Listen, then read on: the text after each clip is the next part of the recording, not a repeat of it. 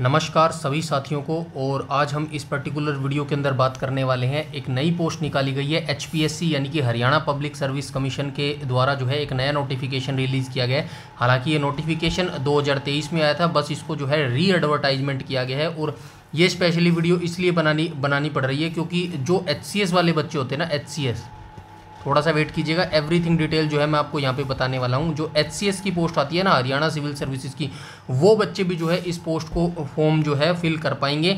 सारी डिटेल जो है मैं आपको इस वीडियो के अंदर बताने वाला हूँ। इसका एग्जाम पैटर्न क्या रहता है, सिलेबस क्या रहता है, कौन कौन बच्चा इसके अंदर भर सकता है, एलिजिबिलिटी क्राइटेरिया क्या रहने वाला है, एवरीथिंग डिटेल जो है हम इस वीडियो के अंदर जो है डिस्कस करने वाले हैं। ज़्यादा लंबी वीडियो नहीं रहने वाली, तो वीडियो को अंत तक जरूर देखिएगा। स्पेशली जो एचसीएस के बच्चे तैयारी कर रहे हैं एचसीएस की, और एचसीएस वाले बच्चों को मैं ये कहना चाहूँगा, जो 2025 है अभी करंट टाइम में चल रहा है, इस 2025 में जो है एचसीएस 2025 की वैकेंसी भी आपको डेफिनेटली देखने को मिलेगी। ठीक है, बहुत जल्द आपको ये एचसीएस 2025 का नोटिफिकेशन देखने को मिलेगा। अगर कोई ऐसा बच्चा है जो नया पहली बार एचसीएस की तैयारी कर रहा है, तो वो मुझे कमेंट सेक्शन में ज़रूर बताइएगा कि हम जो है एचसीएस का ब्रेकडाउन करेंगे, कंप्लीट डिटेल एचसीएस के बारे में डाल लेंगे कि नोटिफिकेशन कब से कब तक आता है, कितनी नंबर ऑफ वैकेंसी इसके अंदर आती है, कट ऑफ इसकी क्या जाती है, पोस्ट कौन कौन सी आती हैं, और इसका एग्ज़ाम पैटर्न क्या रहता है, एग्ज़ाम सिलेबस क्या रहता है, एवरीथिंग जो डिटेल होती है एचसीएस के बारे में, वो हम जो है उस वीडियो के अंदर जान लेंगे। ठीक है,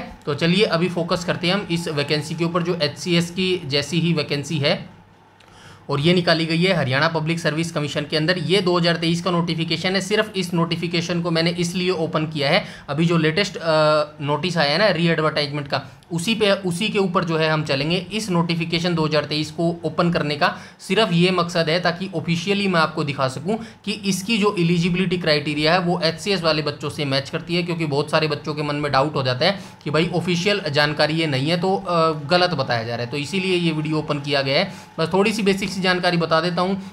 जैसे कि ये जो फॉर्म थे ना, अप्रैल 2023 में इसके फॉर्म भरे गए थे, और लास्ट डेट इसकी 28/4 जो है 28 अप्रैल 2023 इसकी जो है लास्ट डेट थी। यहाँ पे एलिजिबिलिटी क्राइटेरिया मैं दिखा देता हूँ, कौन कौन बच्चे इसके अंदर फॉर्म फिलअप कर सकते हैं। यहाँ पे लिखा गया था, ये देखो नंबर ऑफ पोस्ट, यहाँ पे ये सारी डिटेल अपा जो है अपडेट जो अभी नोटिस आया है ना डेट एक्सटेंड का, उसके अंदर देख लेंगे। 5 पोस्ट जो है इसके अंदर टीओ की निकाली गई है, यानी कि ट्रेजरी ऑफिसर की 5 पोस्ट है, और असिस्टेंट ट्रेजरी ऑफिसर की जो है इसके अंदर 30 पोस्ट निकाली गई है। टोटल दोनों मिलाकर जो है 35 पोस्ट यहाँ पर निकाली गई है। ये आपको दिखाना था एजुकेशन क्वालिफिकेशन। पॉइंट नंबर 6 में क्या कहा गया है, कौन कौन बच्चे जो है टीओ और एटीओ का फॉर्म भर सकते हैं। तो यहाँ पे देख लेना, बैचलर डिग्री किसी के भी पास है, इक्विवेलेंट ऑफ रिकॉग्नाइज्ड यूनिवर्सिटी, अगर किसी भी रिकॉग्नाइज्ड यूनिवर्सिटी से आपने कोई ग्रेजुएशन की डिग्री की है, लाइक आपने बीए किया है, बीएससी किया है, बीसीए किया है, और क्या क्या जितनी भी डिग्री होगी ना, बीकॉम आपने किया है, जितनी भी आपने डिग्री किया है, वैसे बीकॉम वालों के लिए इसके अंदर बेनिफिट रहने वाला है। क्योंकि ट्रेजरी जो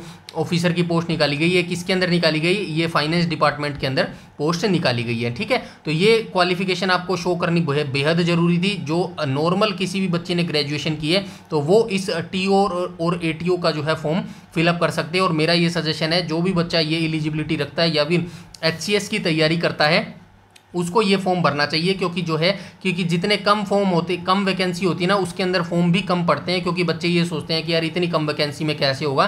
तो डेफिनेटली जो बच्चा पहले से तैयारी करता आ रहा है ना सीरियसली, वो बच्चा जो है इस जो पोस्ट है इसको ईजिली निकाल लेगा। क्योंकि इसका जो सिलेबस है ना एचसीएस के अकॉर्डिंग ही है। ठीक है, एचसीएस के पैरेलल है, समान है। ठीक है, ये आप याद रखना, समान ही जो है सिलेबस है एचसीएस के। तो ये एक जो है ऑफिशियल नोटिफिकेशन था जिसके अंदर मुझे सिर्फ आपको जो है एलिजिबिलिटी दिखानी थी। अब हम चलते हैं, इसका जो है ऑफिशियल जो नोटिस आया ना अभी, ये आ रहा। ठीक है, ये इसको अंदर देख लेते हैं हम। ये देख लो 2025 में अभी कल ही जो है ये नोटिस रिलीज़ किया गया है, तो इसको हम जो है कंप्लीट यहाँ पे देखने की कोशिश करेंगे। तो चलिए आइए स्टार्ट कर लेते हैं। तो यहाँ पे क्या कहा गया है, इसको नहीं देखेंगे, सिर्फ हम डायरेक्ट इंपॉर्टेंट चीज़ देखेंगे। यहाँ पे 5 पोस्ट जो है ट्रेजरी ऑफिसर की है, और 30 पोस्ट जो है असिस्टेंट ट्रेजरी ऑफिसर की है। तो इसकी जो ओपनिंग डेट है, यानी कि फॉर्म कब से स्टार्ट हो गए हैं, 11 अगस्त 2025, यानी कि कल से इसके जो ऑनलाइन फॉर्म है वो स्टार्ट हो गए हैं। और लास्ट डेट इसकी क्या रखी गई, 1 सितंबर जो है लास्ट डेट रखी गई है। लगभग जो है 19-20 दिन का जो है आपको समय दिया गया है। तो 20 दिन में जो है आप अपना फॉर्म फिलअप कर लीजिएगा। ठीक है, आगे चलते हैं हम। आगे क्या कहा गया है, तो यहाँ पे सिलेबस दिया गया है। पेपर एंड सिलेबस की बात करूँ तो पेपर 1 जो होगा ना आपका, पेपर 1 जिसको टायर 1 बोलते हैं, जो आपका जो है एमसीक्यू बेस्ड होगा, ये general knowledge including everyday science पूछी जाएगी। ठीक है, आपको क्या पूछी जाएगी, जीके जीएस आपसे पूछी जाएगी। ठीक है, जीएस आपसे पूछी जाएगी और ये क्या रहेगी, एमसीक्यू बेस्ड रहेगी। ठीक है, जैसे एससीएस का पेपर होता है ना प्री वाला, उसमें टिक गोले मारने होते हैं। सेकंड पेपर जो होता है वो आपका जो है ऐसे राइटिंग का होता है। तो सेम ऐसा ही है, जो इसका पेपर 1 होगा वो आपका जो है एमसीक्यू बेस्ड रहने वाला है। उसके अंदर जीके जीएस पूछी जाएगी, साथ में जो है जनरल साइंस 10th तक की जो है साइंस आपसे पूछी जाएगी। पेपर सेकंड में क्या रहेगा, तो पेपर सेकंड में इन्होंने क्या कहा है, पेपर सेकंड में कहा गया प्राइस से writing, noting and drafting both English and Hindi. तो ये दोनों चीज़ें जो है प्राइस से writing, noting and drafting both जो दोनों है इंग्लिश और हिंदी में जो है आपको यहाँ पे लिखना होगा। ठीक है, और पेपर 3 में क्या कहा गया, पेपर 3 क्या होगा, तो पेपर 3 जो है आपका इस जो पोस्ट निकाली गई है टी और एटीओ की, इससे रिलेटेड रहने वाला है। इसके अंदर क्या कहा गया, government accounts from chapter 1 to 8 of book title. तो एक बुक है, यहाँ पे देख लो, एक बुक है ऑफ द बुक का नाम क्या है, an introduction to Indian government and accounts and audit.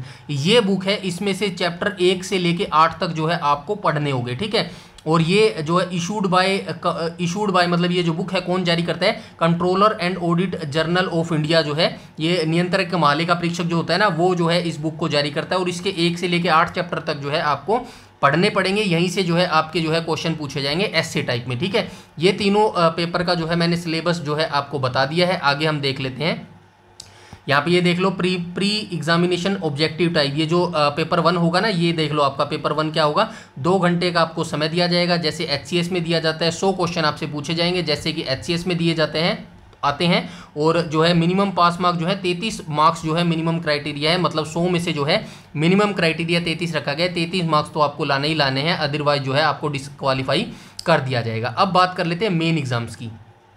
Main exams में आपसे क्या क्या करवाएंगे, तो पेपर सेकंड जो है आपका भाई 3 घंटे का होगा और ये 100 मार्क्स का होगा। 33 मार्क्स जो है इसके अंदर मिनिमम लेने अनिवार्य है। पेपर थर्ड की बात करूँ तो 3 घंटे का समय होगा और 100 मार्क्स का होगा और 33 मार्क्स लेना अनिवार्य है। ठीक है, ये सेकंड और थर्ड यही है भाई, ये देख लो, ये रहा सेकंड और थर्ड। कभी को कौन कौन से पेपर हैं, यही वाले सेकंड थर्ड। ठीक है ना, उसके बाद टोटल इसका कर दोगे तो टोटल कितने मार्क्स का बन जाएगा, तो 200 मार्क्स का यह बन जाएगा और 200 में से 80 मार्क्स लेने मिनिमम जो है आपको अनिवार्य है। उसके बाद जो है आपका इंटरव्यू भी होने वाला है, 25 मार्क्स का जो है आपका इसके अंदर इंटरव्यू रहेगा। और ग्रैंड टोटल की बात करें तो 225 का ग्रैंड टोटल बनेगा, इसी को मिलाकर जो है आपकी कट ऑफ बनने वाली है। ठीक है, आइए देख लेते हैं आगे जो है थोड़ा सा पॉइंट्स में दिया गया है, आइए इनको रीड कर लेते हैं एक बार। Paper 1 shall be multiple choice objective type OMR based section candidate main examination paper second and paper third. तो ये बताया गया पेपर 1 जो है आपका MCQ बेस्ड और OMR बेस्ड ऑफलाइन पेपर होगा, जो कि आपको भेजेगा पेपर सेकंड और पेपर थर्ड के लिए। Paper third will be printed on both the Hindi and English language. तो ये जो पेपर थर्ड होगा वो आपका जो प्रिंट होके आएगा ना, हिंदी और इंग्लिश दोनों भाषाओं में रहेगा। Candidate shall be allowed answer the question there Hindi और English but not partially.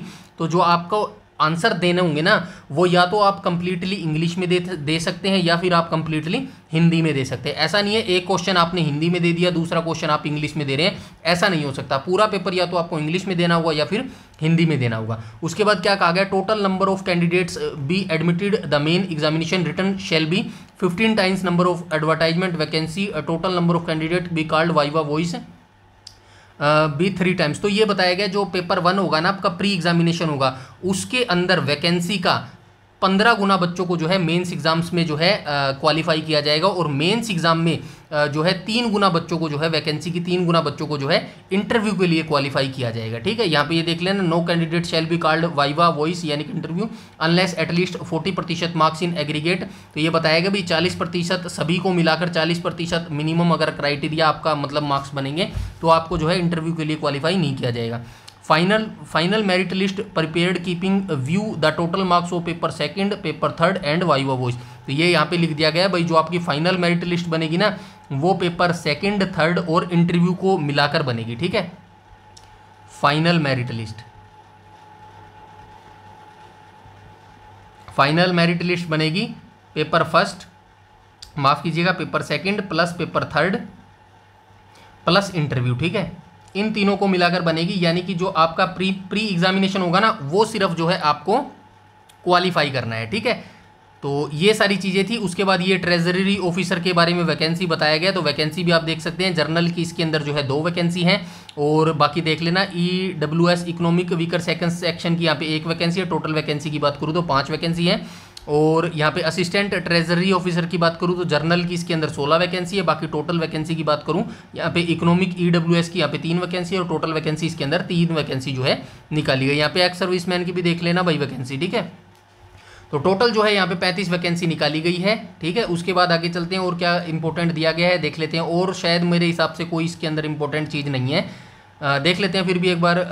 Candidate who applied earlier against, ये यहाँ पे बताया गया भाई, ये चीज़ याद रखना, candidate who had applied earlier against advertisement 23/2024 which closing date ये थी। अगर इस जो ये नोटिफिकेशन था ना पहले निकला था, आप सभी जानते हैं, मैंने पहले भी आपको बताया स्टार्टिंग में ही, 2023 में जो है अप्रैल में ये भर्ती निकाली गई थी। अगर उस समय किसी बच्चे ने ये फॉर्म भरा था तो अभी दोबारा से उस बच्चे को ये फॉर्म भरना पड़ेगा फ्रेश तरीके से, याद रखना भाई ये, ठीक है ना। कभी कोई बच्चा ऐसे सोचे कि मैंने पहले फॉर्म भर रखा था और इस बार मैं नहीं भरता, तो आपका एडमिट कार्ड नहीं आएगा भाई, फीस भी आपकी जो है जब्त हो जाएगी, ठीक है। इस बार आपको क्या करना है, फ्रेशली दोबारा से फॉर्म भरना है। आपको पुराना रजिस्ट्रेशन नंबर जो है वो देना पड़ेगा इनको, जिससे जो है आपको फीस नहीं भरनी पड़ेगी, ठीक है। तो सभी जितने भी पुराने बच्चे हैं जिन्होंने फॉर्म डाला था उनको दोबारा से पूरा फॉर्म कंप्लीटली भरना है, याद रखना ये चीज़, ठीक है ना। उसके बाद आ जाते हैं आगे और देख लेते हैं क्या कुछ दिया गया है। और तो मुझे नहीं लगता इसके अंदर कोई और इंपॉर्टेंट चीज़ है, ठीक है। ये फीस देख लो भाई, फीस कितने वाली लगने वाली है। ऑल रिमेनिंग कैंडिडेट के लिए 1000 रुपये फीस लगने वाली है, और DESM कैंडिडेट हरियाणा के जो बिलोंग्स करते हैं वर्टिकल कैटेगरी, इनके जो है 250 रुपये लगने वाली है। मतलब रिजर्व कैटेगरी को छोड़ के जो बाकी बच गया ना, जर्नल वाला हो गया जो या अदर स्टेट वाला होगा, जो भी होगा उनको 1000 रुपये फीस जो है यहाँ पे भरनी होगी, ठीक है। इंपॉर्टेंट्स नोट्स में क्या है, इंपॉर्टेंट्स नोट्स में कुछ नहीं है। तो ये जो है कंप्लीट जो है मैंने यहाँ पे ब्रेक डाउन कर दिया है। कौन सी पोस्ट थी, ये TO की पोस्ट थी, ठीक है। TO और ATO की पोस्ट थी, ठीक है। ATO की पोस्ट थी, ट्रेजरी ऑफिसर और असिस्टेंट ट्रेजरी ऑफिसर की पोस्ट थी। कंप्लीट डिटेल हमने देख ली है। फिर भी इसके अलावा कोई भी अगर आपका डाउट, क्वेरी या सजेशन है तो प्लीज़ कमेंट सेक्शन में कमेंट करके बता सकते हैं। वीडियो को लाइक और शेयर जरूर कर देना, और चैनल पर पहली बार विजिट कर रहे हैं तो चैनल को सब्सक्राइब कर लेना, ताकि हरियाणा के जितनी भी नोटिफिकेशन आने वाले हैं इन फ्यूचर के अंदर उनकी लेटेस्ट जानकारी जो है आपको मिल सके। और हमारा टेलीग्राम चैनल जरूर से जरूर ज्वाइन कर लेना, जिसका लिंक आपको इसी वीडियो के डिस्क्रिप्शन में मिल जाएगा, ठीक है। क्योंकि सारी इंपॉर्टेंट्स अपडेट्स जितनी भी होती हैं, जितने PYQ सीरीज होती है हमारी, जितने PYQ सीरीज की PDFs होती हैं, सब कुछ जो है वो टेलीग्राम पर ही प्रोवाइड करवाया जाता है। सो इस वीडियो में हम इतना ही रखते हैं, तब तक के लिए धन्यवाद।